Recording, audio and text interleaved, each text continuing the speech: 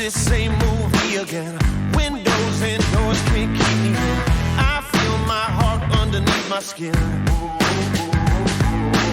Stack up those dreams, won't let them go. Some way, somehow my day will come. This is my time, gonna light it up. Stepping out into the unknown. Stepping out, oh, stepping out to whatever's coming on. Stepping out, I'm a man on fire. Sounds crazy, but I never lose. Oh, you know I'm gonna give it all I got. Do what I came to do. I'm a man on fire, and my day is overdue. This burn is never gonna stop. Do what I came to do. I'm a man on fire. But back to the wall is how I live my life. I risk it all, put it on the line, then blow it up every single time. It's a big world, I'll take it in. If I don't try, how can I win? This chance might never come again. Stepping out into the unknown. Stepping out, oh, stepping out to whatever's coming on. Stepping out, I'm a man on fire.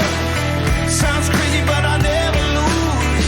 Oh, you know I'm gonna give it all I got. Do what I came to do. I'm a man on fire, and my day is overdue. This burn is never gonna stop. Do what I came to do. I'm a man on fire. Oh, oh, oh, oh. I'm a man on fire. Oh, oh, oh. I'm a man on fire. Stepping out into the unknown. Stepping out, oh, stepping out to whatever's coming on. Stepping out, I'm a man on fire. Sounds crazy, but I never lose. Oh, you know I'm gonna give it all I got. Do what I came to do. I'm a man on fire, and my day is overdue. This burn is never gonna stop. Do what I came to do. I'm a man on fire.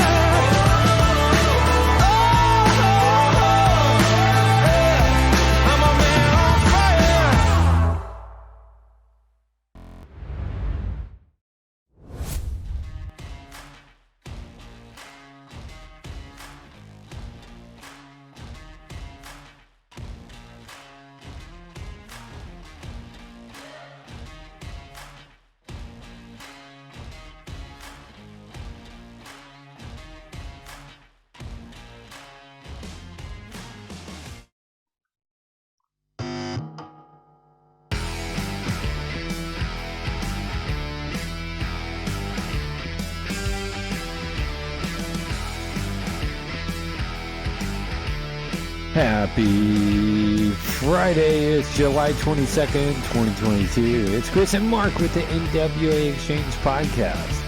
The only podcast you need to know about Summer Vista and beyond. Hope you guys had a great week. It was a hot one. Let's get into this hot stuff tonight. Here we go. What's going on, buddy? Oh no, your video is disappeared, man. What happened to you, buddy? Did you just? I'm doing. I told you to quit doing the Cupid shuffle over there. Okay? I'm doing great, man. I'm doing great. You dipped left when you should have dipped right. I don't know what just happened. There I am. The interweb. There he is, the man, the myth, the legend. I'm sorry about that, brother. I don't understand. No worries, man. No worries. Man. Updates. Click no to updates, man. Click man, no to updates. The heat just doesn't stop, man. It's there's a burn ban in place for a reason, man, in Benton County. earlier in the week they had a fire over in Bentonville because someone had thrown a cigarette out, so it just ignited. It's that dry out, man. Are there still people smoking in 2022? I mean, like let me see. I got an app for that. Everybody has an app for it, right? Yeah. Yeah. So, like, whenever I quit smoking analog cigarettes, I did my research. I found out that vaping was way more healthier. Even though, like, there's so many studies out there, Mark. Yeah. But let me find my Days Sense app. Right, that's what amazes me is the amount of people that still smoke traditional cigarettes. Right. The data shows that it's by far healthier to do the vaping. So man, 247. So October 23rd, 2017 is the last time I had an analog cigarette. That's pretty awesome, man. I mean, that's it's an accomplishment, man. And I mean, you're almost on 5 years, man. I've cut down my nicotine intake down to basically like I'm pretty much flavor with like a little hint of nicotine, right? Yeah. It's more or less a mechanical thing for me, like it's kind of a nervous tick thing for me to do the vaping. Yeah. But I can tell you this: after I quit smoking cigarettes, I decided I was going to go to the gym and start working out again. And there you go. And man, I was back to my Army running times. I was probably in the best healthy condition I had ever been in, and then that stump dump happened. Oh yeah, I mean, I was like down to like, and I was getting to the point of like low body fat, like definition ripped, looking very cut, and the strength was there too. And man, that stump dump wrecked my lungs, man. And they're like, well, have you ever smoked? I haven't smoked in a year, boy. You know what I'm saying? Yeah. I was in the gym 5-6 days a week, right? And like, so to find out that like there are still people smoking traditional cigarettes and then tossing them out in record week temperatures, right? I mean, like, it's been 100 every day this week. I think there was an exception, like it hit like 99.99999, right? They went triple, right? But I mean, like, at 103 and you're just week, carelessly flinging it out, right? No rain. When was the last time we had rain, Mark? I don't know, man. It's been well over a month. I mean, it burned 2 acres like that. It's bone dry out there, man. People got to be careful right now. We need some rain, man. I think rain's coming in for next week. Rain, hopefully that's what the Oklahoma meteorologist said, was rain's coming in. Well, that's good. I mean, people need to be aware that it's dangerous right now to be careful what they're doing because, especially up here, Chris, and you're getting these ravines with the wind. Vista, bro. Yeah, and in the fire department can't get down in those ravines to put these fires out, man. And you're gonna have a big problem on your hands. So again, Benton County burn ban. Guys, be careful out there. Just use common sense, man. I mean, like, snub that thing out before you. I mean, I know it's a little filter or whatever, but I mean, like, snub that out before you flick it out the window. I mean, like, you shouldn't be flicking it out the window anyway, you litter bugs. But what I'm saying is like, at least use some common sense, man. It's a tinderbox out there. I mean, the whole world does not need to burn. Yeah, absolutely. Because of your addiction. Yeah. So, hey, candidate filing, man, anybody that's on the fence right now in the next few weeks going to have to make a decision what they're going to do. I mean, when's that? So it's filing Wednesday, August 3rd, 12 p.m. Then it shuts down August 10th at 12 p.m. I was out, cruising my street, doing the whole neighborhood one-wheel watch. Yeah. And I ran into a neighbor, and they're like, how about that Senate race? And I'm like, are you talking about Peter? And they're like, yeah. And like, well, he kind of got his butt handed. I'm like, well, I'm not gonna like.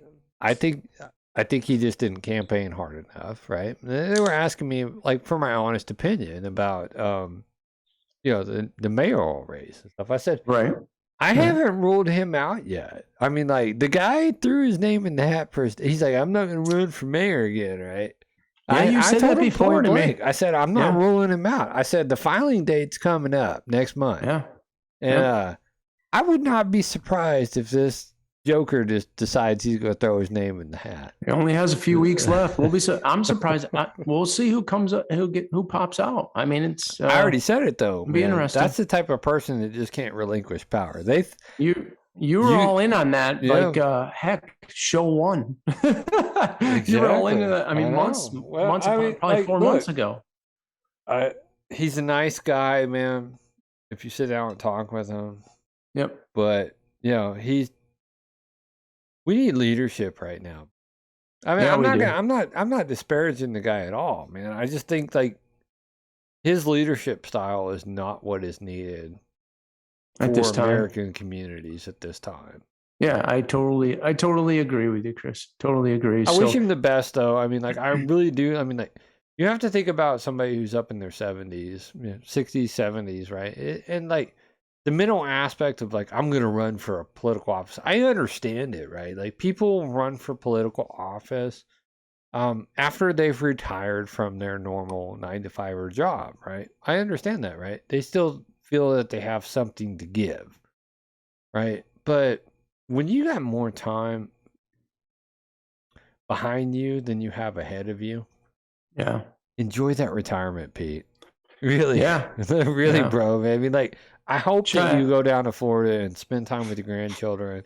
I heard Montreal looks nice in June, man. June, July, August. I mean, with this temperature, I bet. I mean, like, dude, I bet this temperature. I mean, like, I was talking with a friend up in Minnesota. He's like, man, we got a heat wave. And I'm like, oh yeah, what's the temperature? Like that happened this week. 82. Right? He's like, it's 82, man. It hit 83 at noon yesterday. Is that what he said? I was like, dude, it's hitting 106 at 3 p.m. I know. And the temperatures aren't dropping until midnight, man. The air conditioner is working its butt. I'm like, you call that a heat wave? I'm like, bring it on, you know?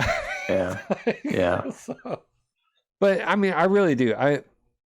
Thank you for your service, Pete. Your services are no longer needed.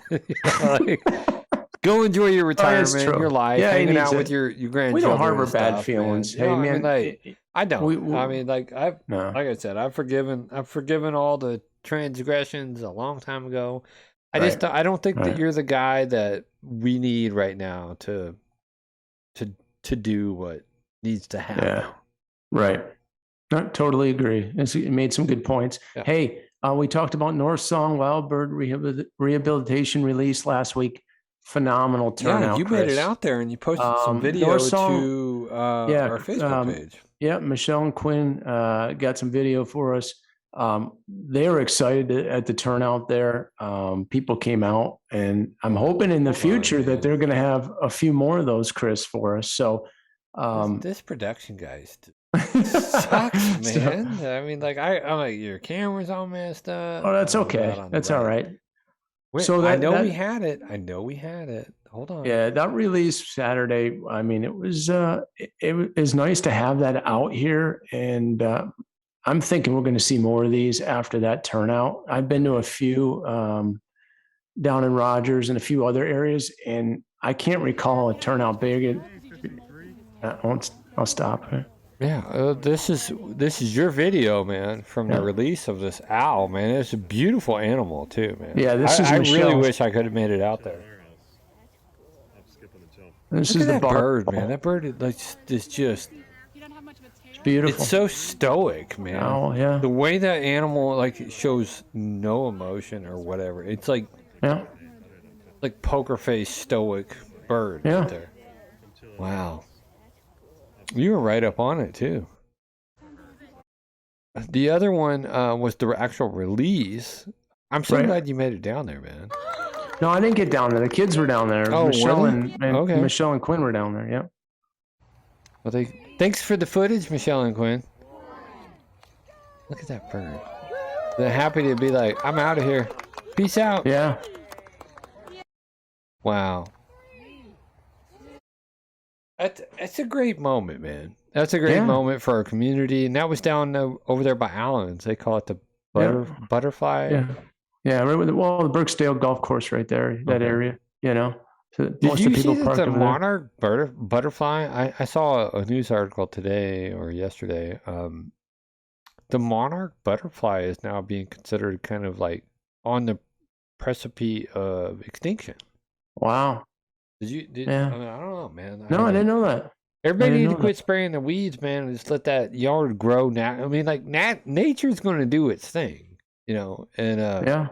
Huh. So when that POA guy comes out and says, "Man, you need a weed eat," I'm doing it for the monarch butterfly. We are a butterfly city too, man. I mean, like I think we get a butterfly for that. We get a butterfly bush, man, but the deer are eating it. Yeah. Well, I did them wildflowers, man. I had butterflies and deer right up in my freaking front yard, man. I'm like, okay, look, man. Like the bees I can handle, the wasps not so much. But the deer coming up and eating my freaking like little flower garden. It's just I'm sorry. There was news. There was a post in one of the neighbors groups this week. I think it was the Not So Neighborly Neighbors group. Yeah. Somebody called because I was feeding deer. Right. Oh yeah. Quit feeding the damn deer, people. Stop it. They ain't pets. They're invasive species, man. They need it. First off, there's a thing called chronic wasting disease. Public service announcement. Chris going off the rails, going off script real quick. CWD, Be like Biden going off script for a minute, okay? But what I'm saying is these ain't pets, man. I know they're cute. They need a little baby moment, right? No. These things do damage to everybody's gardens. Not to mention all the road crossings that we have. We have, I don't know, over 600 miles of roads in Bella Vista. Like, dude, okay, so I went and rode Snowbird this week, right? First, like, Strava dirt trail time. Right. Come around the corner, I'm like, I'm moving, man. I'm like, I'm doing like almost 10 miles an hour, man. I'm like, what is this fast? And then a freaking deer just pops out of the woods, man. I almost busted my butt, right? Yeah. We live in a deer sanctuary. Quit feeding it. The deer are coming here for the cooler temperatures and the natural vegetation. They don't need help. They don't need you to feed them. They're not pets. I think I saw that post you're referring to. Isn't that the one where the Arkansas Game and Fish showed up at our house? Arkansas Game. No, and that's kind of a dick move too, man. I mean, they don't. I know. I mean, someone showed up at our house. Have a conversation with your neighbor before you call law enforcement on them or any regulatory. I mean, that's kind of a dick move. That's horrible, man. But we have to realize that these are not domesticated animals. These are not pets. They're cool to see. Like, respect nature for what nature is, right? And that's like uninhibited, the circle of life. I don't want to like go back to a moment from like the Lion King where it's like Simba. I don't need to Simba. All of this, I know. I feel the sun is yours, but you have to respect the circle of life. Be that guy. Right? I just feel horrible, the whole situation, man. But that's what happens these days. But hey, I wonder, just a reminder again for Quinn. He's got that calendar. Oh yeah. He's donating 25% of the proceeds of his Quinn's bird photography. He has it over at the Bluebird Shed. The calendars cost $20, and of the 20 plus tax. He's taking $5 of that. It's going to go back to North Song Wild Bird Rehabilitation, which is great. So, wifey went out to the Bluebird Shed. I think I texted you on Saturday. I let her know that morning about it. He has some over there. But he was like closed for lunch or something like that. So was he? Yeah, check the hours on that. She's gonna make it back out though. She loves a paper calendar. Thursday and Sunday. A lot of people still use paper calendars too, man. They transfer those annual appointments and stuff. And so it's a great way to support a local photographer, a local business, and the habitat. So, absolutely. Get out there, get you a dang calendar. Yeah, Bluebird Shed, if people aren't familiar with it, it's over at 648 West Lancashire Boulevard. You can't miss it. That, or you can buy my, our podcast moments calendar whenever I launch it. I don't know. All right, moving along, man. What's our next topic? All right, buddy, things going on. Yeah, Arkansas tax-free weekend's coming. It's getting close. So if you're interested in purchasing your computers or what have you. It's coming up. It's going to take place Saturday, August 6th and run into Sunday, midnight, August 7th. So, and a reminder on that is clothing less than $100 per item, aprons, athletic, baby, bathing suits, beach capes. I don't know how that's school related, but whatever. Belts and suspenders, boots, coats, costumes, diapers, earmuffs, footlets, formal. I mean, like, there's a whole list out here. DFAarkansas.gov. Check them out. Find out what's tax free. Right. It's a great weekend to go out there and like shop, get things at a discount. Don't pay that. For the kids going back to school. Back to school programs, man. I mean, you want them. Do you remember back in the 80s, man, whenever you go out shopping with your mama, right? Like back to school shopping weekend, right? Yeah. You're like, I want that jean jacket with the Metallica, like whatever, man, like, but I mean, like you showed up to school fresh shoes, fresh jacket, fresh jeans. Yeah. Right? That lasted about a week and a half before stuff started getting trashed out. But whatever, Yeah, it's not true, giving though. the man You're right. money, right? Like tax-free weekend. Capitalize on it, people. Capitalize on it. They're going to come for taxes. They are going to come for tax. Look at me. Look at me. They're going to come for taxes. Enjoy this weekend. You get to eat Uncle Sam's slice of pie, man. So enjoy it. They might toss you some government cheese when the shortages start happening. I don't know. Maybe.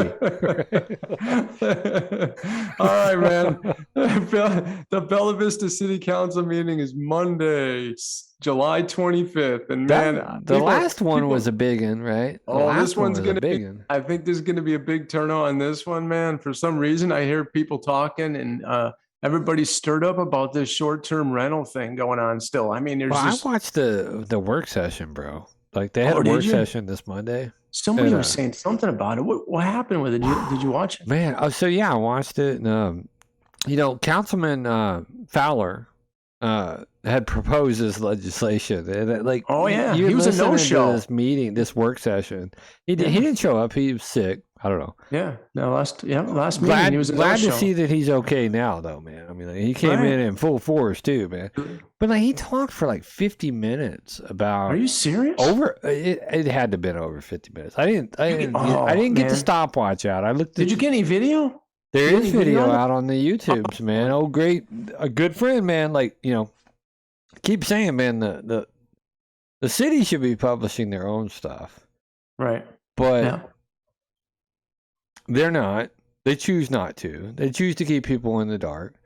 Oh man! But you don't happen to have any to see tonight. Our great resource, Kevin Dooley Photography, great resource, man. I mean, he's the only guy who's like Johnny on the spot with the camera to cover what is going on at the POA, and I think he might have the POA might have changed some of their rules to where you can't video there, right?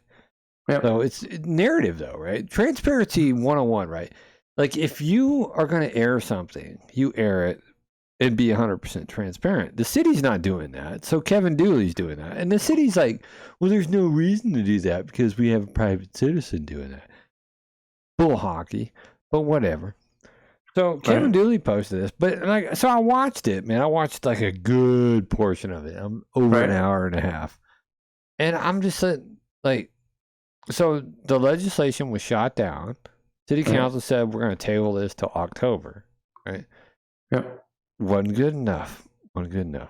So it got a little heated, bro. It did? It got a little heated. All the way up till mayoral candidate Bork basically insinuating that Councilman Fowler was being childish or something like that. I don't know. We're just going to roll this beautiful you have footage of it? There's footage of this. Oh, man. I got to see this, man. I encourage everybody to go out to Kevin Dooley's YouTube channel. Share, subscribe for one, right? He's the only guy providing unedited, raw city council work session, public hearings, the whole 9 yards, right? This is the guy that's just out there doing this because he cares about the community. Right. Our city isn't transparent enough to publish this stuff on their own. So we're having to rely on Kevin Dooley to do this. Love the service that the guy's providing. Well, yes, there is video footage. Oh boy. And we're gonna roll that beautiful bean. We're gonna roll a segment of this beautiful bean footage. Okay. Yeah. So, Councilman Steve Bork, he's a mayoral candidate. We still have yet to interview him. We'll back this up to about 113. Just like let people get a little piece of this. So everybody discussion. understands that they're doing the work session prior to the actual meeting on the 25th, which lays the groundwork for that meeting, right? Yes. Okay.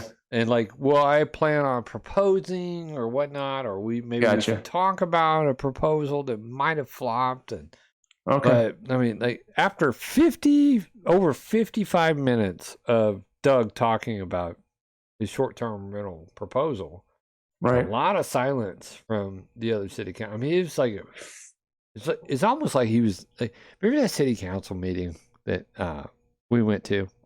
Yeah. And I think we talked about it on the podcast. And he started mansplaining or council-splaining. I'm coining that term, council-splaining. About the new builds, right? The new builds. Well, your house was being built at one time, and the code enforcement people are really good people. Well, you know what, man? I don't doubt that they're really good people. But I pay for them to do their damn job, right? But like he felt the need to counsel-splain to me, right, about the challenges. Like, step out of your like own little ego for a minute there, Doug, because you did it to this whole like I'm watching these people at the city council work session, and I'm just like, man, you just railed them for an hour of their time. Yeah. On mansplaining or counsel-splaining or I'm a subject matter expert splaining, right? You did something, but I mean, like, I got shout out, man, to Councilman Steve Bork, man. Shout out to him, man. I like he wanted to simplify things, and he got a little pushback, and we're just gonna watch this little interaction for a minute or two. Perpetual nature of the size of the lot. That's the city attorney. The nature of the Right. lifespan of a septic system. Jason, to be clear, what I hear you calling for is regulation of septic. I'm not calling for anything. Well, I just want to make sure you know the problem you're that's on the painting a horizon. picture, yeah. You're painting a picture that says this city council should be And the state does addressing regulate it. septic. And the state should be regulated as I'm well. not, I want to be very clear. I am not calling for any specific action. I am telling you, this is a problem. I just want to go on record real quick and just say this, Mark. If I believe in my heart, I mean, my daddy told me this a long time ago. If you believe in your heart that you're right, have no fear about calling for something. Like this guy, he's unsure of himself. I'm not calling for anything. I'm just saying, right? Yeah. You know what I mean? Like, own it. Yeah. I mean, I don't know. The only thing that guy owns is a bucket of KFC and freaking $2.99 night, man. I'm sorry, but I digress. And you all need to decide the best way to deal with it. Okay, fair enough. Okay. If you feel quite sure that all septic systems may fail around the same time and create this catastrophe. I don't know. You described it. It's a catastrophe that you described. Yeah, Then this city council should take action on septic. that's certainly a reasonable opinion. I believe that to be true. There are steps to do that, likely. Okay. Councilman It doesn't need to be about short-term rentals. It needs to be about all septics. Councilman Williams and I have been working on the septic tank ordinance we're working on it, but we have not prepared to introduce it because of other things that are being introduced. I mean, Doug, But- we ought to move forward with something this city council can support that we can implement now, regulating short-term rentals so that we know who the owners are, how to contact them, so that if they have a nuisance property, that short-term rental I'm owner going can to be. introduce what I'm going to introduce, okay? Okay. That's it. I'm just, You can I hear you. I go hear whatever you. direction you want to go, Steve. Okay. Knock yourself out. Okay. I mean, you seem to have the answer, so we I'm addressed trying to do very what's- straightforward. You sound like a spoiled brat. Let me make these, hang on. Whoa. You do what Here's I what I can hear, let me, here, and this offer is open. to Peter you all, woke but up it's from on his some nap saying. over there. Whoa, what? Peter woke up from his nap, and then he, man, oh my goodness, what is going on in our city council work sessions, right? No Yeah. public input, though, man. No. No, he wants to get the None. vote to the city council and not have the people again. I don't see it's the just- urgency of this. I really No. don't see the urgency that Doug is putting on this. But I do see the No. urgency from the Advertising and Promotion Commission, which he, previously mentioned that he's part of, right? Yeah, Chairs, I or agree. he's the head of it, right? Like, dude, you need to back off, Doug. So You need to back off and start realizing what's constitutional and what's within your purview. You're acting like a little freaking tyrant. And to call out another city council member and say, well, you do what you seem to have all the man, you would be lucky. Like, this is why I'm not on a city council position, Mark. Because I would have bitch slapped that dude. Right? I would have come across the table and just like, who do you think you are, man? Like, look, I will put you in an old man manhandle and you ain't getting out. All right, you, Uncle. Yeah, it was completely childish. And listen, I talked about this last week. Man. I talked about the septic and the short-term rentals. It needs to be shelved until January, and we have a new mayor in place. That's it. It's done. This is It's like over freaking with. Viagra dick swinging at this table, though, man. It No, really no is. more, dude. no more discussion on this. Poor Wozniak's in between them. He wants to take I both know. their heads and why is it just like, man? He's. I mean, like I think it came out earlier in the. I'm not going to go back to it either, but they were like. No.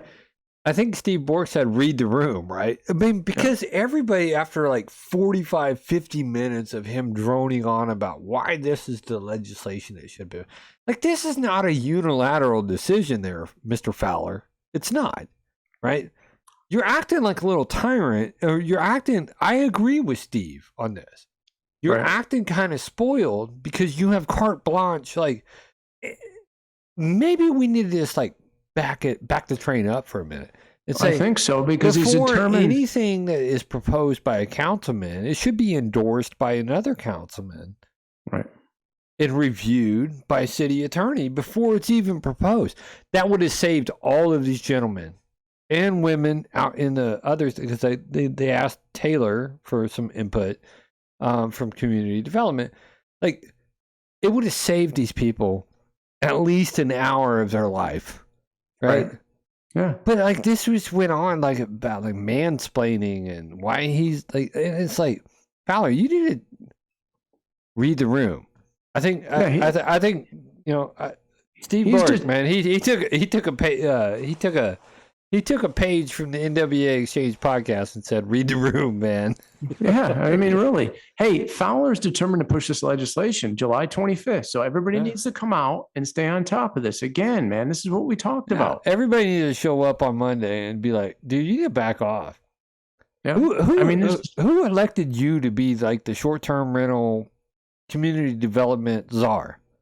Yeah. Because apparently, with my experience calling community development, I don't get any response.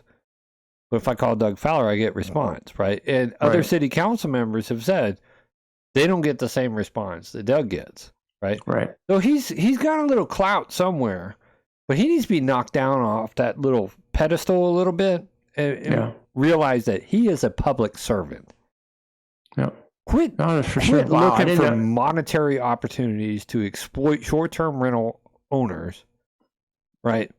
I mean, Doug, you're shitting the bed here, Yeah. buddy. We're just giving you Yeah. life advice, though. Yeah. I mean, I didn't know Back this off was a little bit. This was the craziest I've seen a session. I mean, I haven't been to a working session like that, but man, that went off the rails real quick, Yeah. huh? Well, Wow. it wasn't quick, man. Like I said, it was like a freaking hour in, man.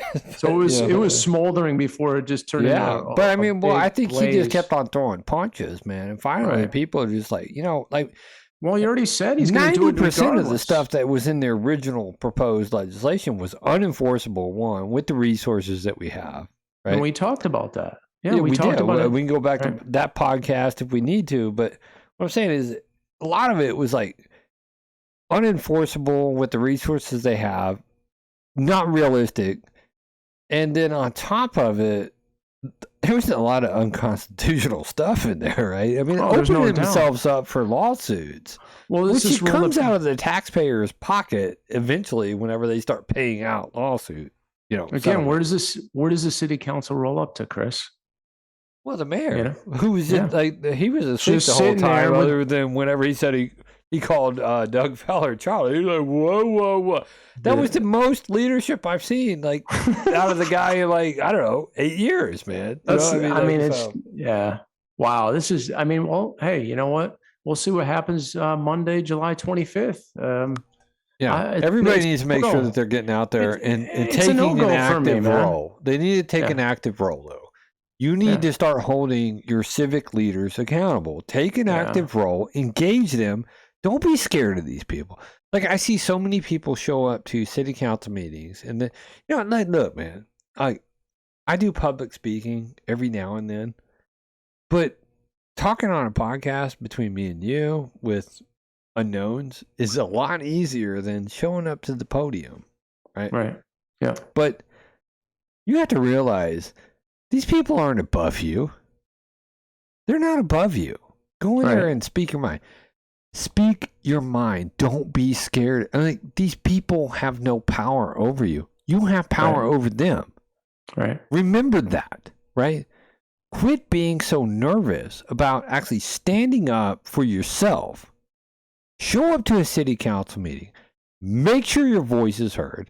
Make sure you engage with that councilman that represents your ward or your district, right? And hold their butts accountable. It's not that hard. No. Quit giving in to the system. Right. Yeah, I agree. Just say it. Yeah. My opinion, not life advice. So you want to take a break? Then we're gonna roll off. We got an interview lined up, man. Oz Trail Tours? Yeah. We're gonna have an interview lined up for Nathan Paige from Oz Cycling Tours. We had an interview with him earlier in the week. He was gracious enough to take some time out and do that. So we wanted to share that with you. A lot of good information. Ton of it, man. I didn't realize, and these guys actually know the trail system, man. when I go out riding with the one-wheelers and stuff, I hit my first dirt trails over the weekend, last weekend. I did Snowbird, very nice trail. And we're going to go over to Tweety Bird. I'm like, well, how's that trail? Well, it's like the next level. It's not too, bro. It is next level. I flew off my board 3 or 4 times on Tweety Bird, right? Like, you would think Snowbird and then Tweety Bird, what kind of match? No, sir. Yeah. Right. And so, that's the thing that I like about our cycling tours is they know the trails. These guys are out riding the trails. Right. They're actually know the skill level, the whole 9 yards, right? Like, I can ask a buddy, what trail should I ride that's similar to this? Well, he's got a different perspective. These guys are actually thinking about the technical ability and creating a tour that meets your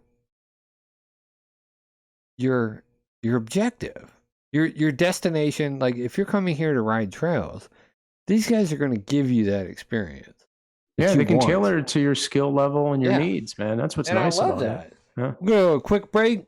Show some Nasty Cruise, non-sponsored Nasty Cruise photo, video montage, and we'll come back into the interview. Here we go. All right. See you in a few. I don't know what you've been told. This here is not your home. You want some trouble. You want some. Come on in and I'll take hold. These hands will break your bones. You want some trouble. When I see you, I see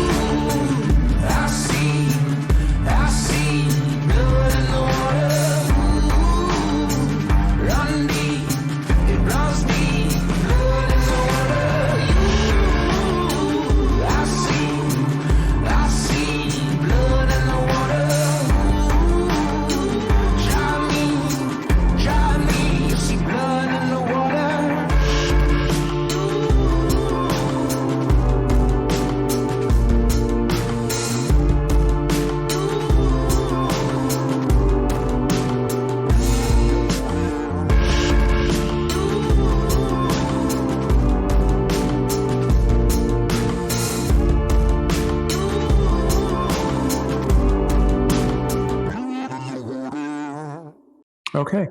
So, Chris, I was down at the short-term rental meeting, as you know, and it was a full house. And I had the opportunity to meet a gentleman in the hallway because we were all maxed out.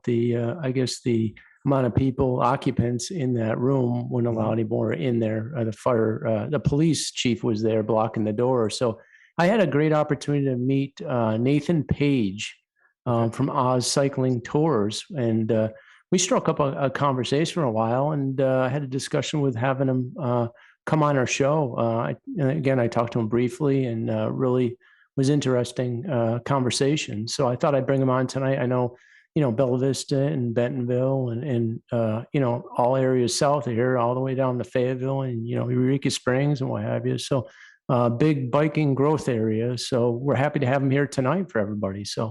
All right. Well, we'll bring him on. Hi, Nathan. Hi, how's it going? How's it going, Nathan? Thank you for inviting me. Yes. Yeah, appreciate you having us.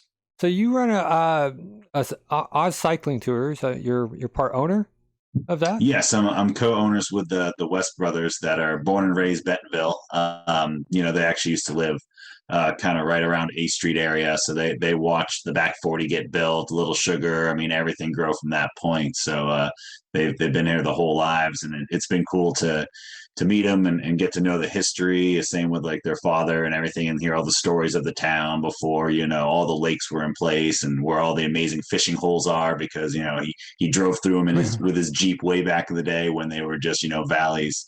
Mm-hmm. But them getting the opportunity to grow up with the cycling community here and, race, since they were young, and, they've got, collectively about 33, 34 years of experience riding in the area. So they've seen it all.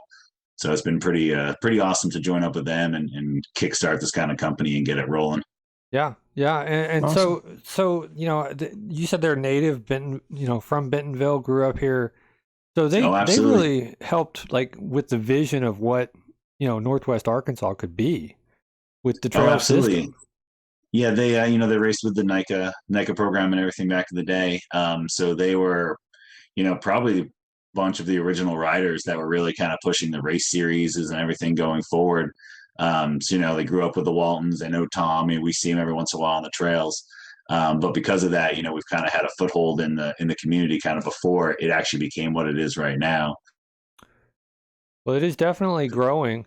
Every time you turn around, they're asking, should we have more trails? Should we have more trails? And I mean, I've recently started getting out and enjoying them, and it's amazing how many trail systems there are after just being into, getting into riding the trails.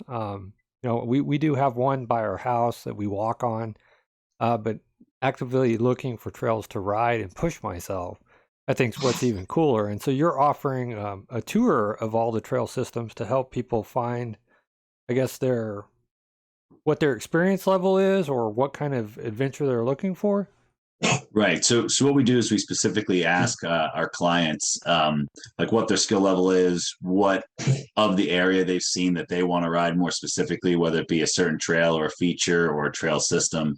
And then we build custom routes based around what they're looking to do. And we're happy to put together, a 20, 30 mile loop if they want to do that and do, the whole Little Sugar or back 40, or if they just want to find different jump lines in the area or work on tech or anything like that. So we kind of try to give them the whole experience.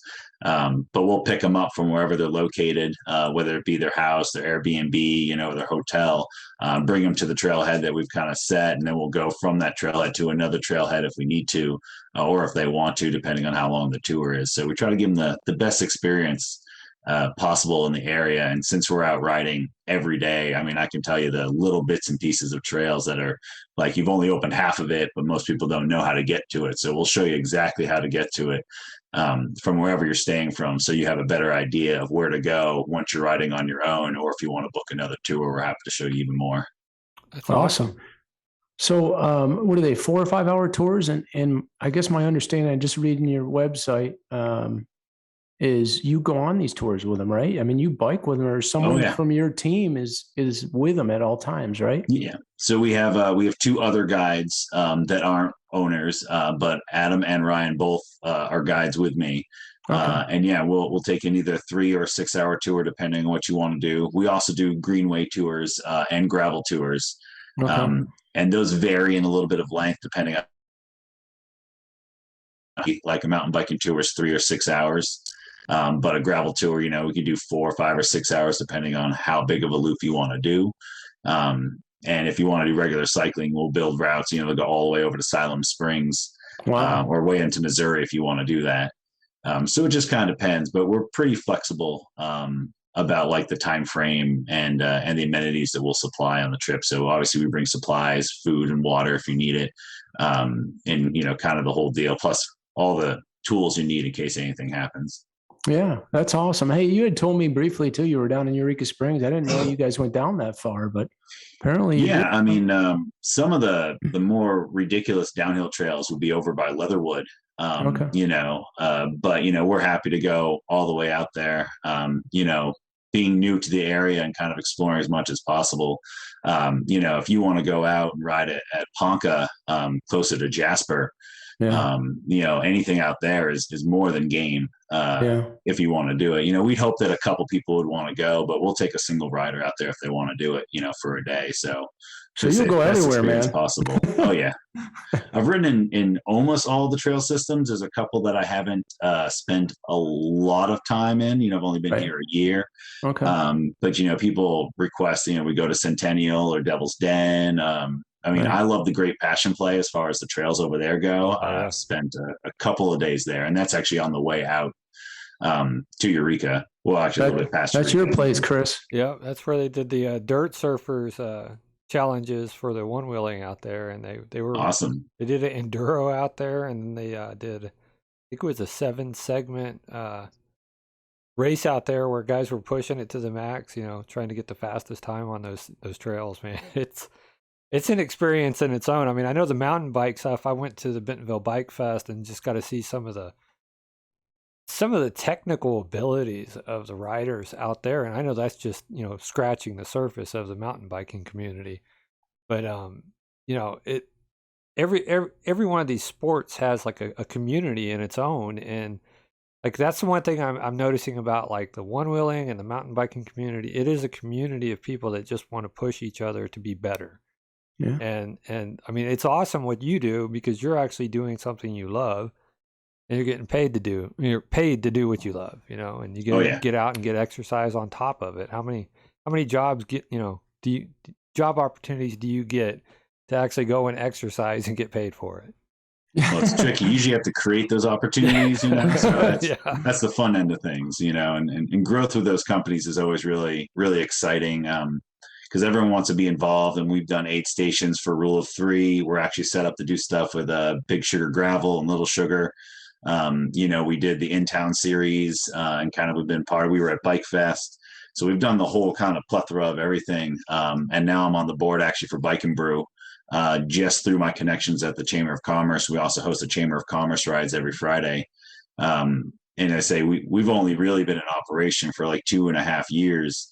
And it hasn't been the last year that we've really kind of picked up speed and gotten involved. But it's awesome, the people you meet and you get to ride with. I'm a member of FAST, which is our division of IMBA, so International Mountain Biking Association. And our chapter is known as FAST, for Friends of Arkansas Single Track. Most of the guys I ride with FAST are the owners of their local companies. I'm hanging out with the owners of Bentonville Bike Co. and Spoke. The Fat Tire guys are there. A lot of our trail patrolmen are out there. And a lot of the guys connected with the companies that are developing the area. So it's pretty awesome to be involved and to just, shoot the shit with regular guys that are out there just having fun, who love bikes, who just happen to be staples in the community. Yeah. Awesome. Hey, question for you. I know you spent an extensive amount of time in Colorado, I think 10 years, right? Biking. How does this compare, I guess, Northwest Arkansas compare to mountain biking in Colorado? The interesting part about Colorado is for all of your downhill, you have to put in the dedication of going uphill. I mean, you're climbing hundreds and hundreds of feet before you ever get to descend. So, you get all the workout in, you're exhausted. You have to really make sure you're bringing food and hydration so that you don't run out halfway through. And then you're bombing down a hill, at max speed. So we don't nearly have the vertical out here that you get out there. And you can realistically do 3 or 4 times as many miles just because you're not climbing. Right. We're doing our best with the vertical we have, to give good descents so that you've got a good amount of flow and speed. It's kind of tricky to compare. Even our ratings for trails are really different. Right. Where a blue, in Colorado might be a black diamond or a double black here, just for the technical ability required to ride it or the exposure. Not to sell short. I rode Danger Will Robinson the other day, and that's a double black, just on the little sugar side on the other side of the bridge. And that was right up there with the hardest trails I've tried in Colorado. Well, it's funny you mentioned that, because I just said that, this is the one I was telling you about, Chris. I was hiking on that, and I'm like, how does anybody bike on this, man? Oh, yeah. I mean, there was like a 15, 20 foot rock drop off. And I'm like, and it was wet, and I'm sliding with boots on. I'm like, man, that's a whole different deal right there, man. Yeah. Yeah. And the nice part, obviously, Colorado is basically all hiking trails that now allow mountain bikes on it, where we have very specifically built mountain biking trails that also accommodate to hikers. Right. So, it's also kind of a different thing. The whole trail etiquette thing in Colorado is a really big deal. There are certain days that you can ride trails and days you can't. There are certain days you can go certain directions and days you can't. We're out here, we all just kind of do it whenever, and everyone's pretty nice to each other, but you'd be amazed at how many times you're going uphill and the people coming downhill won't give you any room, and they're supposed to actually give way to the uphill rider. So it's interesting getting the two perspectives. But, everyone's really happy to be out here. So you never meet anyone on the trail that's not overly excited that they're on these trails in the area. Yeah. So I live off the back 40, and I'll be honest with you, I go back there hiking all the time, and bikers are great, man. They yield and most of the time give me the right of way, man. I've never had a problem with it. We both understand each other. Sometimes I'll just step to the side and just go by, and there's no issues. So I think it's just having a common courtesy at the end of the day and respect both sides, Yep. So I'm sorry, Chris, I cut you off. No, I was just going to echo that. I mean, being out on the one wheel on these trails and stuff, I've run into a few bikers, and I'll usually bail off because I've only been doing it for a month and a half now, so I'm like still building up the courage on dirt. But so I'll bounce off real quick, but usually they'll stop and talk, and I mean, everybody's just friendly and happy to be out enjoying the awesome trail system that we have here. People from all over too. So I think the majority of people I meet are from Texas or from somewhere else. I feel like I kind of rarely meet locals, and if I do, it's more like recently assimilated locals, like, oh, hey, I moved here a year ago or a couple months ago, or something like that, where it's kind of odd to run into like a real Bentonville local that's still here kind of having fun, but the ones you do meet they're awesome people. So yeah Question for you, your business, what percentage is coming from outside the state? I mean, they're booking these bike trips and what have you. A lot? So realistically, and this is kind of an interesting thing, and I have this conversation a lot, the guides aren't exactly appealing to locals. I mean, if you live here, you've got the trails, you've been out there, you've experienced them, so you don't feel like you need someone to show you. But a lot of times when I do a tour for a local, they're like, oh, I had no idea this was here. Right. And I've done this 100 times. I'm like, oh yeah, there's a black diamond if you just go off this way, and it's something new. So that they do appreciate that. But I'd say like 85, maybe 90% of our tours are out of towners that are coming in either for a couple days or a big trip, or they've got their buddies in town and they appreciate the fact we'll shuttle them around and show them new stuff because they're very specific. And it's been really fun because especially a lot of people from Texas that come in aren't even prepared, for our humidity and some of our vert, even though we don't have a lot of it. A couple of really funny funny tours where guys were kind of throwing up here and there because they really weren't ready for what we were doing. And I'm like, this ain't that tough. But yeah, it's been awesome. It's been the whole spectrum, Colorado, Texas, Florida, East Coast, and obviously some Oklahoma and some Missouri, but mostly it's people that are ventured a little bit further. But the majority of our business is out of towners. Yeah. What kind of elevations were you talking in Colorado? I mean, are we talking 5,000, 10,000 feet? Or are we talking? So it does depend. If you're out, my favorite places to ride downhill was Keystone and Vail. And I'm not rolling up with a scuba tank, am I, man, with some oxygen or what? Oh, those little compressed tanks, they do come in handy. Yeah. Usually you're moving. So, if you're going uphill, you're taking breaks. So you're not like pushing it that hard. Right. But you'd be amazed that when you descend like 1,000 feet, in like 20 minutes or less, like what the air changes. Like obviously it's better coming down. Right. But I've ridden above 13,000 feet a couple times, and Wow. it's something else. You don't go very fast, and you stop, every 5 to 10 minutes, just to catch your breath. Doesn't it have to, when you're going on those trips at that height, it takes time. I know you lived out there, but don't you have to acclimate to that height? So it helps living in Denver, Right. being about a mile high up, you're a bit closer. But yeah, I never suggest to anyone that hasn't done it a bunch of times to like go from, let's say, East Coast to Denver and then immediately up to the mountains and expect them to really pull off something big. Usually people have problems, and they get dizzy really easily. The hydration thing's a weird thing to experience with like very little to no moisture up there.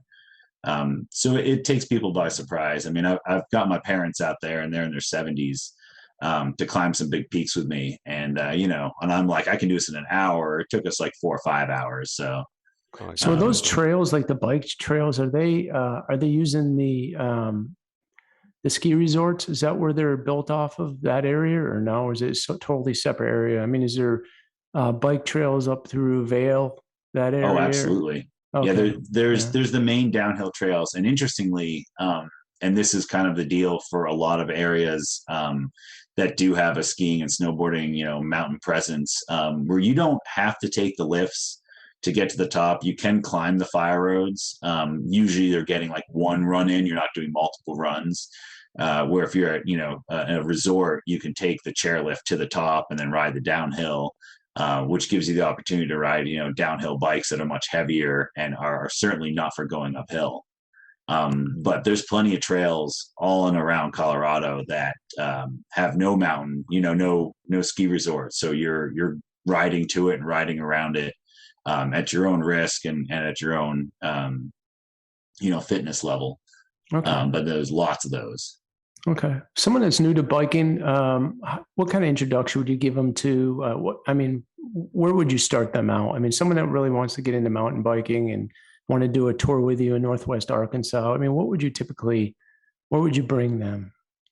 So if we're talking about like the super beginner, just got their bike, has ridden a bike before, so they know how to ride a bike, but they've never really been on trails. Thankfully, in Slaughter Pen, we've gotten a lot more green trails that interconnect different areas. So I'm not just taking you on the same trail. Of course, All American that runs from Compton Gardens kind of all the way down to the bypass is a great beginner trail. Okay. But we now have a lot of other trails that interconnect the different little sections. So you can go from, the top end of Slaughter Pen over into Black Apple Creek and then into Park Springs, where there are green trails that are not difficult to ride and smooth with no features, and kind of loop around here and there. But certainly during the whole time, you're coaching them through stuff, you're showing them how to get up on rocks and kind of go over things here and how to flow and be comfortable on the bike. So when they're real beginners, it's all about taking it slow and showing them that even though these things may look a little scary, they're really nothing to ride on.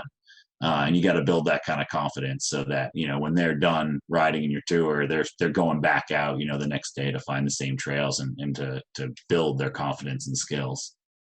Cool. Good deal. Chris, you got any? You said you do Greenway tours, and so we were out riding the Greenway, and we lost the Greenway. Do you know of any resources for like over in Rogers? I mean, pretty much you can find the Greenway pretty much through Bentonville, but when you start getting over into Rogers, it gets a little gray. There's a little gray area.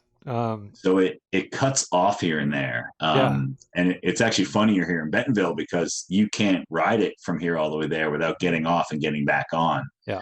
Mostly because of the new Walmart campus, and they'll finish it once it's all together. But a lot of the development here has kind of shut down different sections of the trail.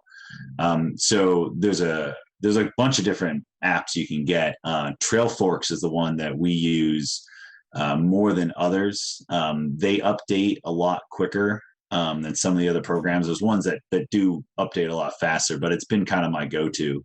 Okay. And you actually can find it. You can track yourself on the app itself and see how close you are to where the trail is supposed to be. So you can get back to it. Okay.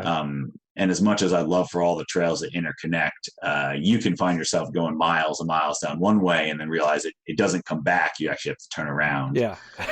That's happened. You know, so that's happened many times. Yeah. So your busiest time? We lost it. Well, I was just saying we lost it, and then we're like, okay, we're going up this road back to where we know we last saw it, you know, and so. Yeah, when in doubt, just turn back, you know, and figure out where you are. And sometimes that's a good point to just say, okay, I've gone far enough. Let's start heading back anyways, you know. Yep, and that's exactly what happened. Hey, Nathan, what's your busiest time of the year? I mean, is it spring? Is it summer? Is it the fall? I mean, when is your peak time? I mean, really, a lot of people are coming in. I mean, you've got the daring people that are here in the summer, you know, that are like, this is when I've got vacation, I'm going to go ride. But, you know, this week alone being in the hundreds is a challenge. Mostly our business is in the spring and the fall. And then it kind of depends, you know, the spring, because of our rainy season, people are coming in. We've unfortunately had to cancel a bunch of tours this year because people are like, hey, I'm coming Friday. And we're like, it's going to pour Thursday, Friday, and Saturday. And we do know wet weather routes, which are great regardless. And you can ride them in the rain and there's no real problem. And you're not doing too much damage to the trail, even though we try to keep people away from doing that. There's certainly trails that you can go ride, you know, as soon as it stops raining, and they're great. But, you know, usually you want the right kind of temperature. You don't want to wear too much clothing. You don't want to have to bring that much extra water and that much gear. And you certainly want to be enjoying yourself. So in the spring, it's great once we get through the rainy season before the summer kind of hits. But I'd say the busiest part is probably in the fall when the temperature starts to drop. The trails start opening up a bit more, you know, as the leaves start falling, and you can see much farther ahead, which is actually better for riding when you can actually scope out what you're about to do instead of, you know, just coming around a blind corner and there happens to be there. It's also the best time to kind of do gravel riding, you know, with the temperature being down, and a lot of gravel ends up being kind of exposed until you get into the woods. And you get coverage, but you know, the beautiful pastures and farmland you get to see in the fall is awesome. So spring and fall is really it. I mean, we'll be out there in the winter if you want to ride. I'm always out there in the winter, you know, with extra layers on. But sometimes you can't go for more than an hour, you know, in the summer without, you know, fainting. So yeah, that's true. Yeah, I know they had a national race out in Fayetteville, right? A month or two back. International one, right? Oh, was it international? Yeah, I wasn't. So we had the UCI Cup at Centennial, which was big. We were actually one of the only small companies that were there that set up. We had such bad weather, a bunch of the sponsored tents and events kind of thing blew over and got destroyed, and somehow our Easy Up stayed there. It didn't get destroyed. We were all good, but we were kind of there by ourselves, along with Moose Jaw and Oz Trails, just kind of like the only guys there. But that was huge. I mean, to have an international race in a park built specifically for international races is pretty epic to have just, you know, 20 minutes down the road. So yeah, that's awesome. That was awesome. Do you think there'd be more races up in this neck of the woods and in Bella Vista, bigger races in the future? I mean, do you see it growing more, or is it kind of, it is what it is now? It's like, Well, I mean, there's opportunities for the little ones to kind of pop up, with like rule of three, and it's like a mix, you've got ones that are specifically single track and then specifically gravel. I don't know if we're going to see a whole lot of regular cycling events until we kind of figure out our roadways, because you're sharing the road with people kind of ripping around the corners. Bella Vista, right? That is true. Very true. We did the Grand Fondo for Bike Fest, and we were very specifically following people during most of it, because you were right on the roads in Bella Vista, and there's some danger involved. Somehow the A-lister guys did it in under 3 hours, and we had people finish around 7 or 8 hours. So like they were flying. Wow. Yeah, they were going real fast. Heck, I don't even feel safe in a car in Bella Vista, man. Sometimes it could definitely be hairy, kind of coming home after a ride, or even just going down the street. For some reason, my street tends to be like a main pass-through street. So we get people going 40, 50 miles an hour right in front of my house, and there's kids playing around. So it's dangerous, but we'll get that figured out eventually. Yeah, they'll push you around corners here. I see people on, riding on, what is it, Trafalgar Road? And, people fly down Trafalgar, and I'm just like, it's only a matter of time. And I mean, like, I'll see people complaining about, well, there's bikes on the roads. Okay, you shouldn't be doing no 50 mile an hour down 35 mile an hour road anyway, right? I mean, like, because I'll be driving and people will be trying to push me down the road, and I'm like, come on. I mean, nobody can be in that big of a hurry. And, if you're driving in Bella Vista, you need to be aware. Like, this is Bella Vista now. We have people crossing trails. We have people commuting on the roads on bikes to get from one trailhead to another trail. Slow it down a little bit. Nothing's worth that, and we try to remind people that all the time. Well, I think that's one of the most refreshing things, having lived in bigger cities like Denver and Philly, and seeing what their bike setup is.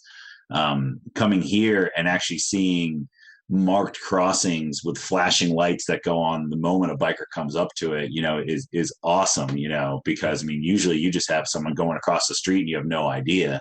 But you live in the area, and that if I'm going to go down to the highway, I'm going to cross like 2 different crossings, and not to speed in those areas. So that's awesome that we have at least some level of protection.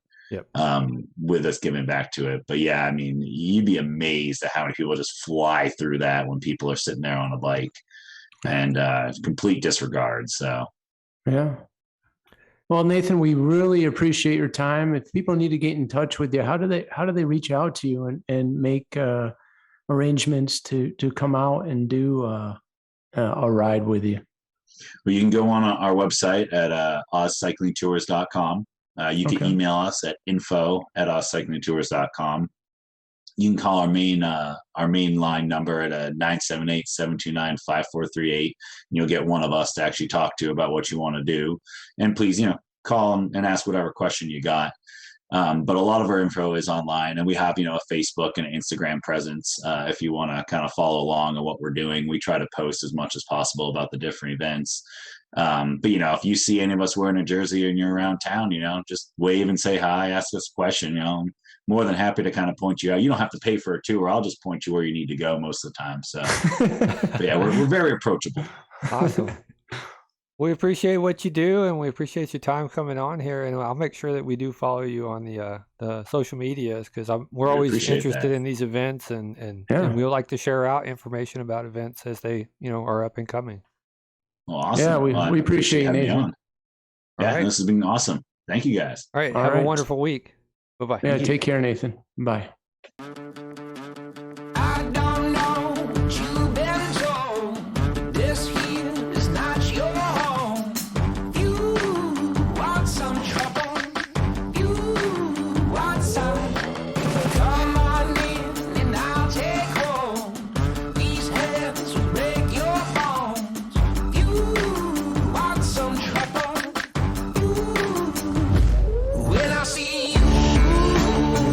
I see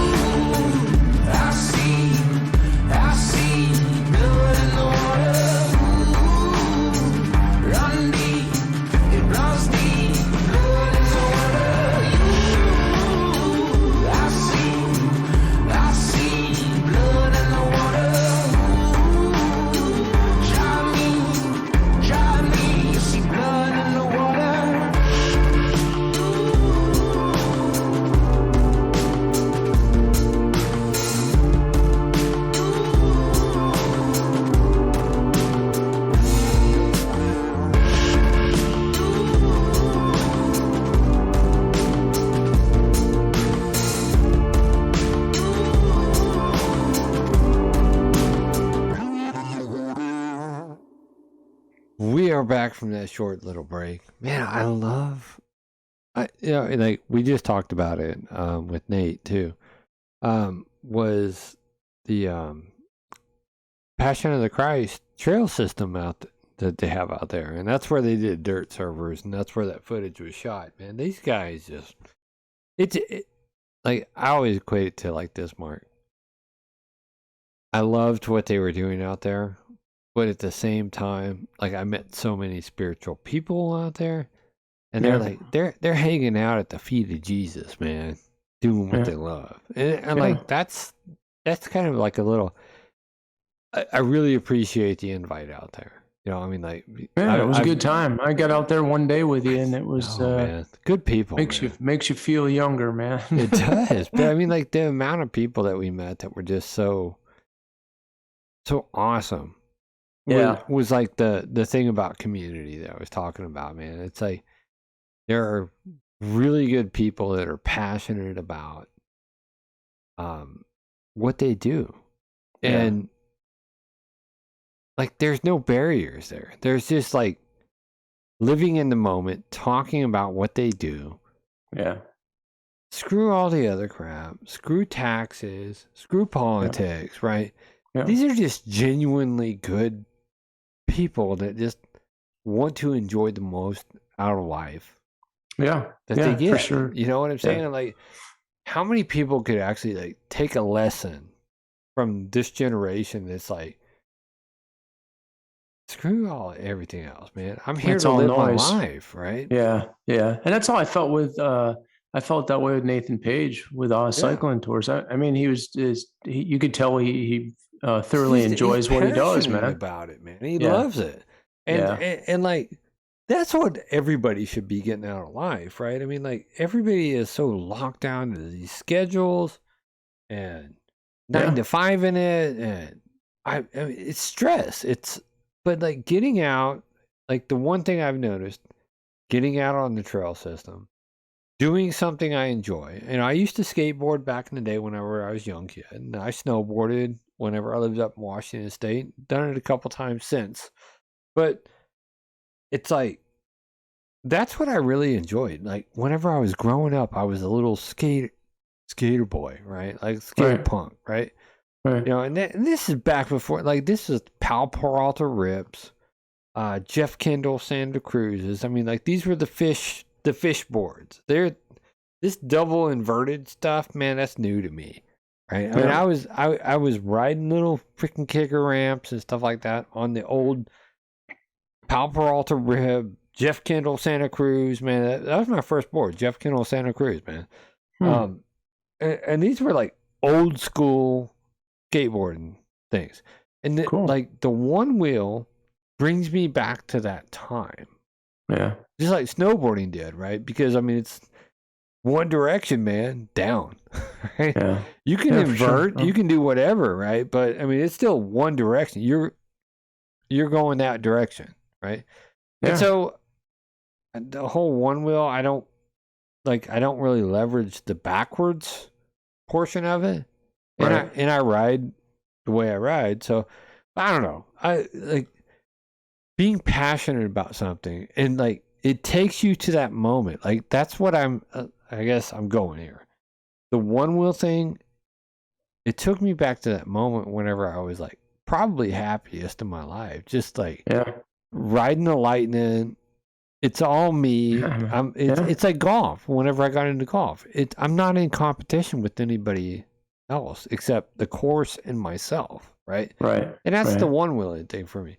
And so the mountain biking thing is probably the same way, right? You're pushing yourself, or you've got people in that community who see that potential in you, and they're pushing you to get a little bit further into it, right? And so what Nathan's doing is freaking awesome, man. He's bringing people out.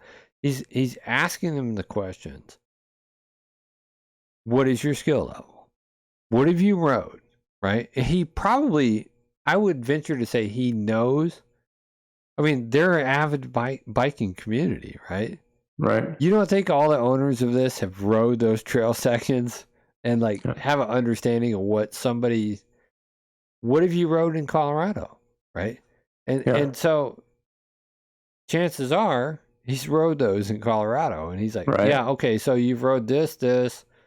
These are classified as this, and we're going to bring you out for an awesome experience, but we're not going to make sure that you go home dead. That's awesome, though. I mean, like, people tell me, man, oh yeah, if you rode that one, you can ride that one, and I'm like, no, this isn't even a direct comparison, man. Right. I mean, so that's what I'm saying. It's like it's good stuff, man. It helps people like cater their vacation time to a fun time. We'll get off of that. But I love what they're doing. I mean, like, he took me to school. He really did during that interview, and he's down there. I want to sit down and just have a beer with him, man. That'd be cool. I mean, he's a great guy, man. Yeah, special thanks to Nathan for taking the time to do the interview, and we enjoyed it. So we got some topics to hit, buddy. Let's hit them. Well, your commander-in-chief has come down with COVID. Dang, Joe got COVID. Joe. How does he? Does he remember if he had COVID, or does he? I don't know. He tested positive for COVID. No, it's serious, but I don't know. I mean, I don't want to wish anything bad to happen to him. Man. You know, I mean, like, you probably could tell me he has COVID, then 5 minutes later he's anyways. Johnny on the spot was getting vaccinated, boosted, and all that. I mean, I get it, right? To each their own, though, right? But at this point, man, it's like, who hasn't had COVID? Yeah, I know. It just ran its course, Even if it was a mild case, some people are like, stronger than others and all that. But we don't know, right? I don't know, man. I hope he recovers. I really do. Yeah. I mean, like his politics or not, he's still, like I said it last week, I respect the office of the presidency, and without a president, we will not be a strong country. Even if it's a bad president, we still need the president, okay? Like, we can't have our nation in turmoil over constitutional crises like that. And so I really do hope that he recovers from it. I mean, like, I think I read that he was going to stay in the White House, and I would discourage everybody to, like, do like they did with Trump. Send him to Walter Reed. Get the best medical care in the world, right? You should be up there, and put him in isolation. They have a presidential suite up there. It's already set up. Got live feeds, the whole 9 yards, right? Joe, you need to do the right thing. The Oval Office is still an office, right? Yeah. You need a social distance, and go over and hang out Walter Reed for a little bit. Good idea, man. Care in the world, right? Why would you do that in the White House? I don't know. But anyway, moving along. So near and dear to our hearts, man. You saw it come through this earlier this week. Stump settlement, buddy. Well, first off, full disclaimer, I did a post about this last night. I've seen about 5 or 6 different news stories come out about the stump dump settlement. Right. So for our viewers that don't realize, I flew my drone, I think it was over 245 times, to document a situation out here that happened near my house. But, it took a long time to get news traction.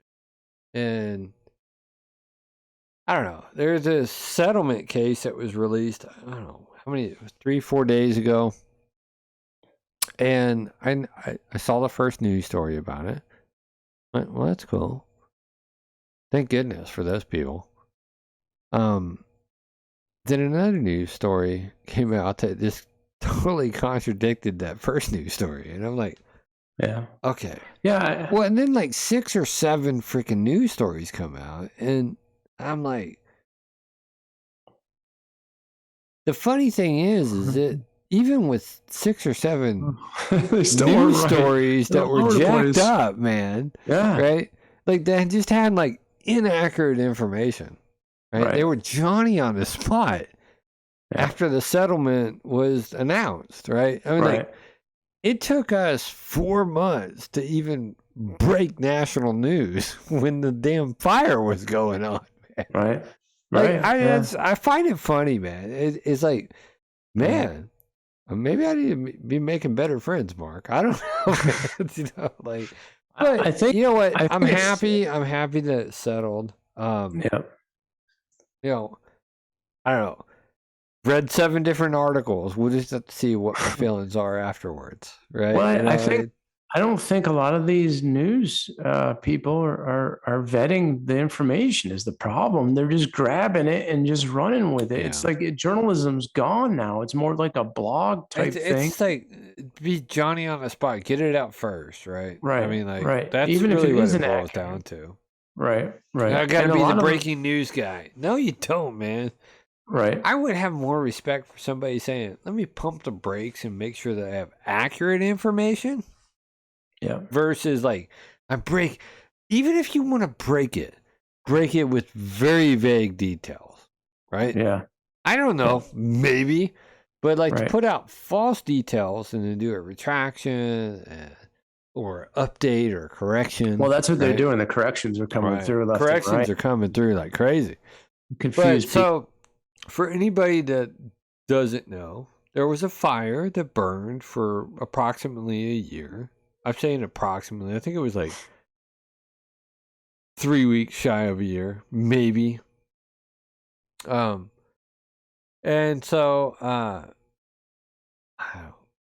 what do I say about this, Mark? I have to be limited on what I say about this. Yeah, what I guess my biggest. So they settled, right? Yeah.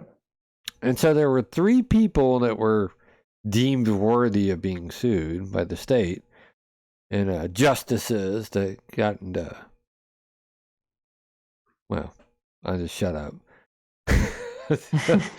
But there's three people that were defendants on this, and they all settled. And 2 private entities, you know, they settled for the limitations of their insurance, rightfully so. And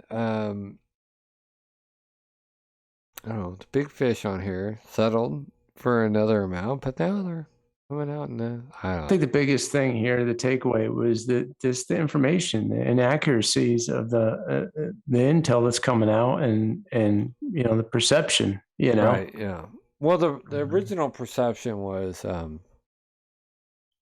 it was one party, and that's the perception I got off the first release. And then it changed to like, well, we can't disclose to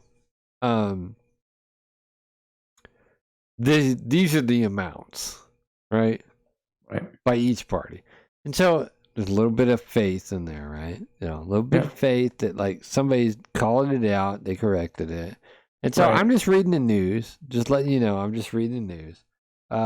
Sorry I wasn't web sharing that, but like, look. There's a settlement reached in former stump dump lawsuit. $6.3 million settlement was reached in the case of a burning stump dump in Bella Vista that caused lots of health issues and discomfort for people living there.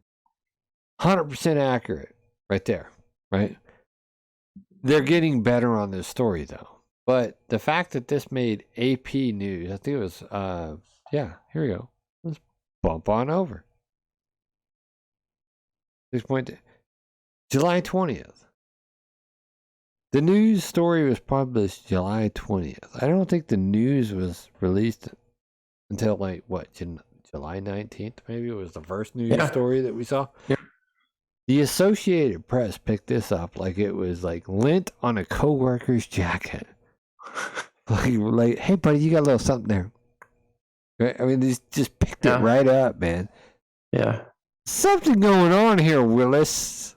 Yeah. Something going on. What you talking about, Willis? I don't know. Right. Something going on with this news story. Encourage everybody to follow it, and then also keep in mind there's a settlement, right? Right. What's this say?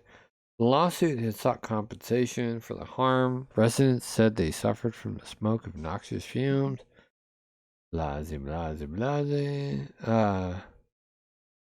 Oh, newspaper. He told the newspaper that the Bella Vista Association is paying $4.8 million of the settlement with Brown Street Care, paying $1 million, and Blue Mountain Storage paying $500,000. Okay, well, I don't know. Associated Press. We're just reading the news, not talking about anybody, not calling anybody out. Yeah, just reading the news. All right. Moving along, Mark.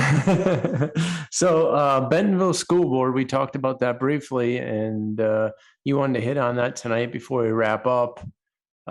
If you got that video, I mean, it's kind of heart-wrenching to listen to this. Yeah, it really is. Can you give us a quick backstory of that, Chris?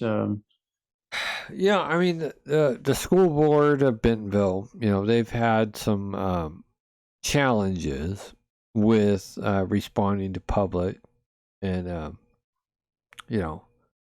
especially when it comes to like inappropriate books in the library and stuff like that, right? So we've been started following. We watched a couple of mothers expressing their concerns and stuff, and it's the first time I've a father up in here, really. Very limited times do fathers show up to school board meeting, right? They're like, maybe she's overreacting or I'm too busy with work, right? But like this father legitimately, 100% legitimately was at the end of his rope. And so he showed up this week. And he talked about something that, like, I don't think even any legislator is really thinking of. We go back to the Bella Vista City Council meeting and the Advertising and Promotion Committee Doug Fowler sits on, right? And we're encouraging people to adopt this place as their home. But we're not thinking about the ramifications of that. The influx of ancillary functions, right? I think that's what they call it in combat medic school, right? It's like, but did you die, bro? Right? I mean, so you got shot in your leg. We put a tourniquet on there. You lost the use of your leg. It's an ancillary function. Right? As long as your heart and your mind, your heart's still pumping blood to your mind. Right. And so I think that city governments are starting to think like this, right? They're looking at this like everybody looks at it. Cash is king, right? Money is the root of all evil. Maybe, I don't know, right? But they're looking at like, let's bring them in. If we bring them in, it's more tax base, more for us, right? But then this father moves here, and unfortunately, his wife has some issues, and he's the sole provider. I'm gonna show the video footage, and then we'll just talk about it. How about that? Sounds good. All right. Bentonville School Board meeting. Here we go. This is for Cooper Elementary, right? Yep. Thank you, guys. So my name is Joel Steinley. I'm one of the new families to this district. I'm a single dad of 3 kids. I've got a 14, 6, and 4-year-old. We lost their mother to addiction last year at the end of the year. She didn't die, but she might as well have, because that's what addiction does to people. So ended up looking and researching and found Bentonville School District. Decided to purchase a home and take a chance on a job to be here. Flash forward to this year, last year was terrific. The schools were awesome. All the kids transitioned well. We had after school programs. It was great.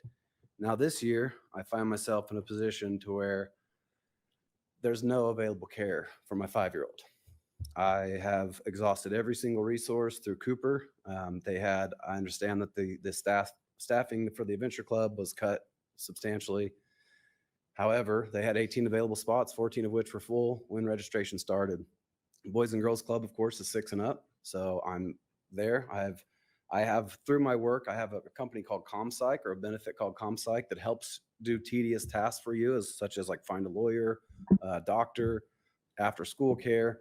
They've exhausted every daycare in this area, as well as I have, for transportation and available time. So I don't know what the option is. I don't know what the solutions are. I'm really here begging you guys to come up with something.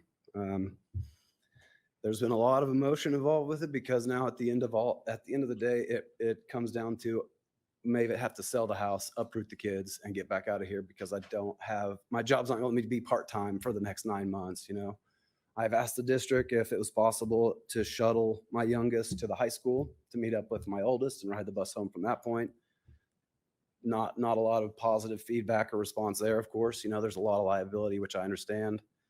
So really, it's to cut the children loose at 2:30 in the afternoon and then not have something available is really, really difficult. So it's not something I ever would have imagined from the size of Benton County, the way it's growing, the way the school board and this district operates. Everything is phenomenal. So after school care for that 2-hour window is the very last thing I expected to have a situation with or to run into. So I'm just kind of begging you guys really to have something work out.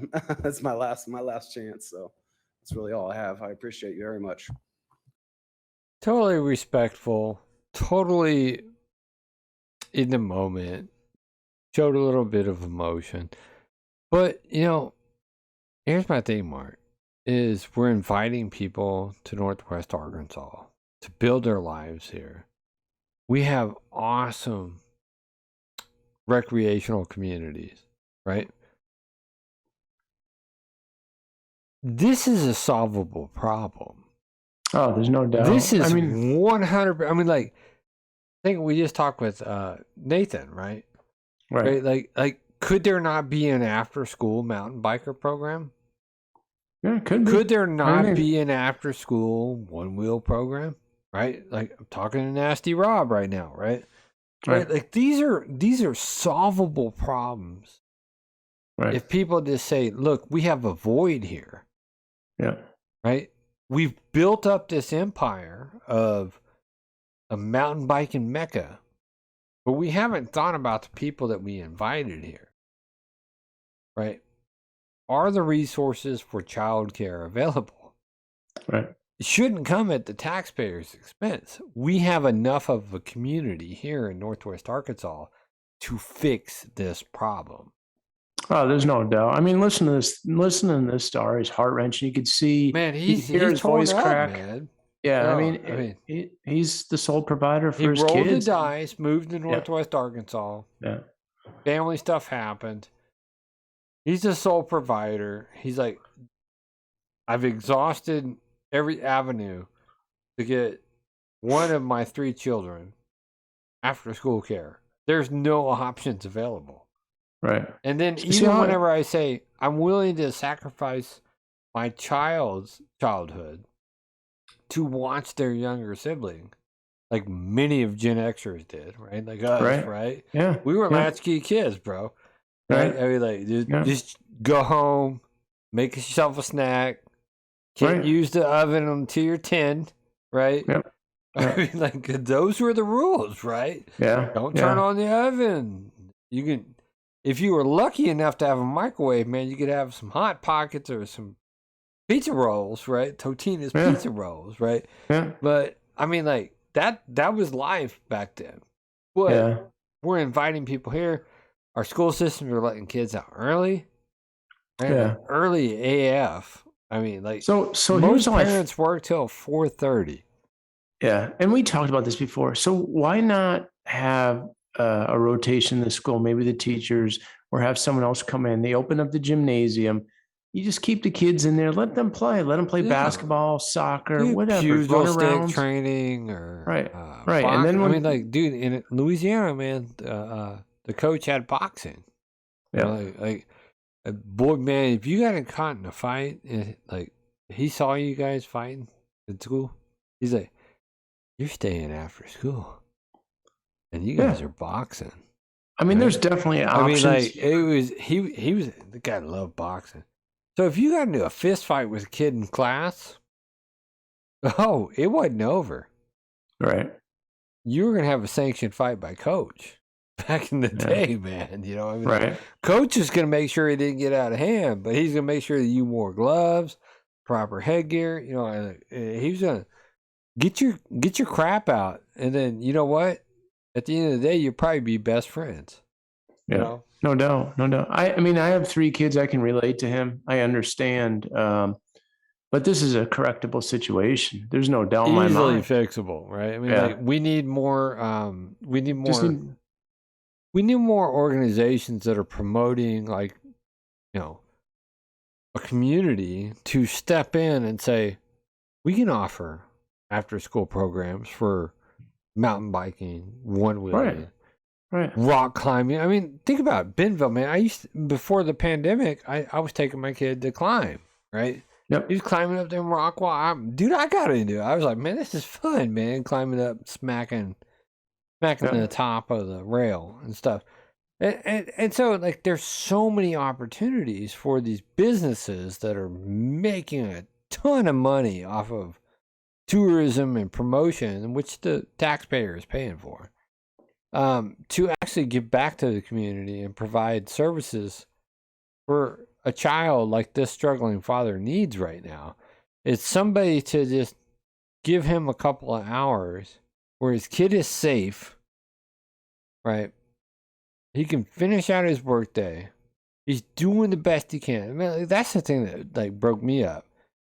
This guy is just doing the best he can, and he's hit his wits end with your kid's going to come to our school. He's going to be let out at this time, and now it's on you, Dad. Right? Right.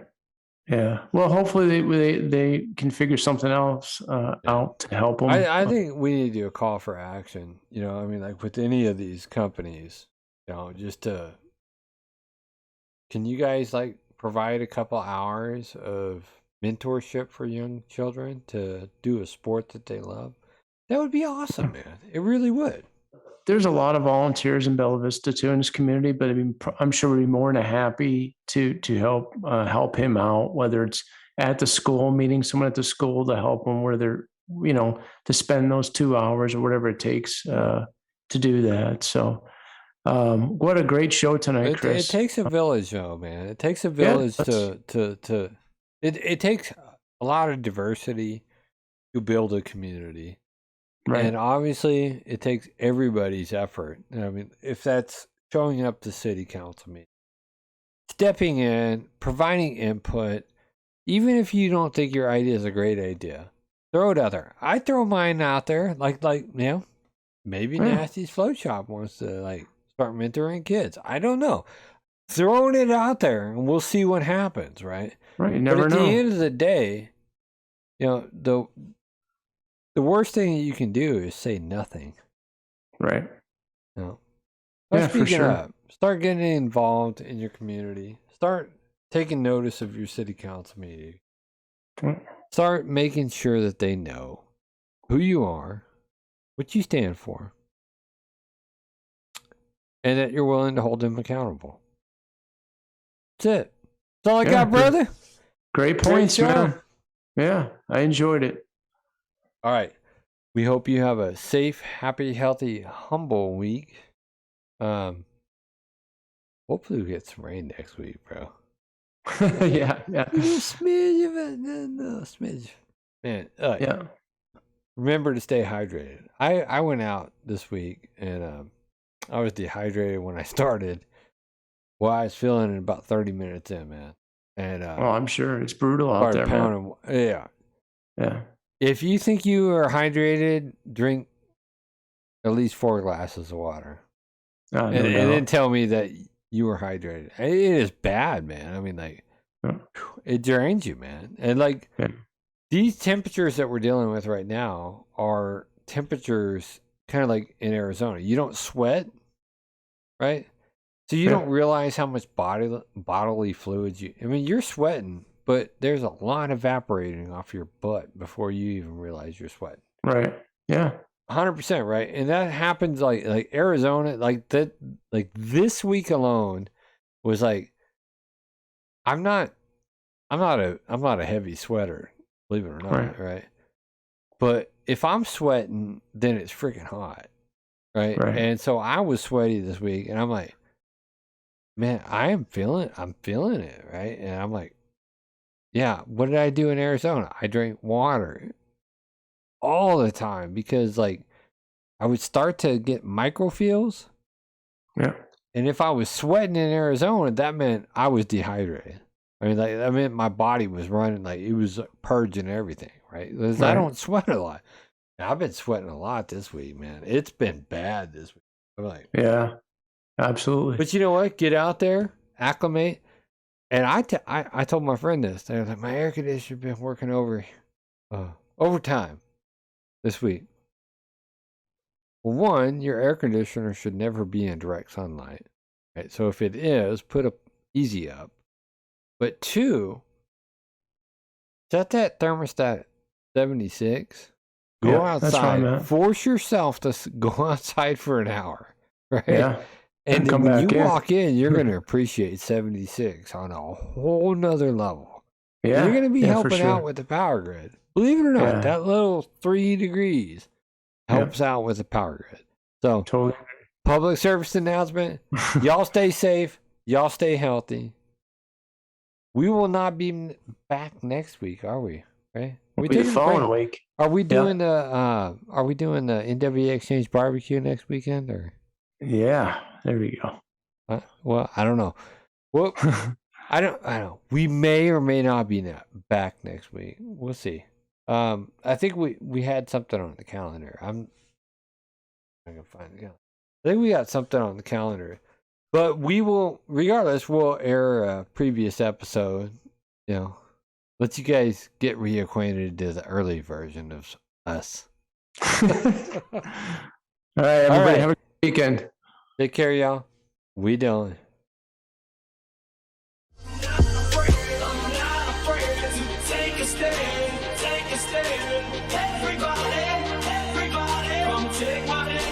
Take my walk, this road together through the storm, whatever weather.